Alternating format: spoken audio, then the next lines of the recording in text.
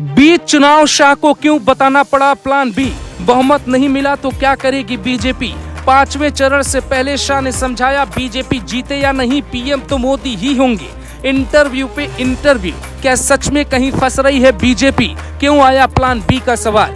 कहते हैं राजनीति में कुछ भी हो सकता है, कोई कभी भी सत्ता से उतर जाता है तो कभी भी किसी को कुर्सी मिल जाती है। दुनिया का कोई सर्वे नहीं है जो दावा कर पाए कि फला सरकार आएगी। हर पार्टी का दावा होता है कि सरकार उनकी ही आ रही है, लेकिन जनता को समझना न तो सर्वे कंपनियों की बात है, न ही किसी नेता के लिए ये आसान है। संविधान में कई कानूनों का जिक्र है, जैसे चुनाव हारने के बाद सत्ता छोड़नी ही पड़ती है, नहीं हटेंगे तो हटाने का प्रावधान भी है। हालांकि ऐसा होता नहीं है। रुझान देखते ही हर नेता अपना इस्तीफा राज्यपाल या राष्ट्रपति को सौंप देता है। तो फिर बीजेपी का प्लान बी क्या है और शाह को ये क्यों कहना पड़ा? एएनआई को दिए इंटरव्यू में अमित शाह ने हर सवाल का बेबाकी से जवाब दिया। उनसे पूछा गया कि अगर बहुमत नहीं मिलता है तो क्या शाह के पास कोई प्लान बी तैयार है?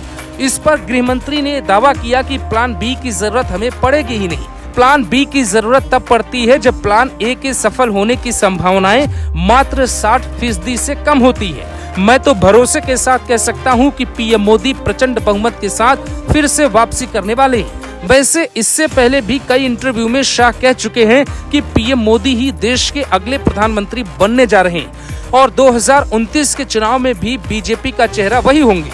तो शाह ने अपने प्लान बी के बारे में नहीं बताया और ये इशारा किया कि अभी चुनाव में जरूरत नहीं पड़ने वाली है, लेकिन एक बड़ा इशारा किया जिस पर क्या आपका ध्यान गया है?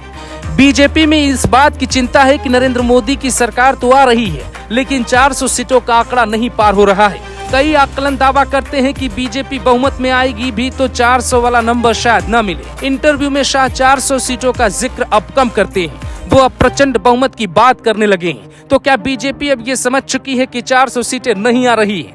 जमीनी हकीकत अलग है। पहला, बीजेपी खुद इस बार सिर्फ 441 सीटों पर चुनाव लड़ रही है। ये अनुमान लगाना कि बीजेपी 90% से अधिक स्ट्राइक रेट हासिल कर सकती है और 400 से अधिक सीटें जीत सकती है, जबकि पार्टी केवल 441 सीटों पे ही चुनाव लड़ रही है। यहाँ तक कि शक्तिशाली भगवा चुनावी मशीन के लिए भी एक बड़ा आदेश है। दूसरा, दक्षिण भारत का सबसे बड़ा हिस्सा बीजेपी के पक्ष में साबित होता कम दिखाई देता है। पार्टी ने केरल में कभी भी लोकसभा की कोई सीट नहीं जीती है। तमिलनाडु में उसने अब तक केवल 5 सीटें जीती हैं। 1999 के चुनाव में 1, 1999 के चुनाव में 4 और 2014 के चुनाव में 1। बीजेपी की सरकार आएगी, इसकी संभावनाएं बढ़ी हैं, लेकिन 400 सीटों का आंकड़ा पार होगा ये सच नहीं है, बल्कि एक सपना है। कहने को कोई कुछ भी कहे, लेकिन सच्चाई ये है कि अब बीजेपी सिर्फ 441 सीटों पे ही चुनाव लड़ रही है, तो खुद वो 320 सीट के आसपास जीत सकती है और कुछ सीटें उसके सहयोगी पार्टी जीतेंगी, तो ये आंकड़ा 350 से 360 पर जाकर रुक जाएगा। इसीलिए अमित शाह ने अब 400 वाला नारा बदलकर प्रचंड बहुमत का कर दिया है। Bureau report, global Bharat TV.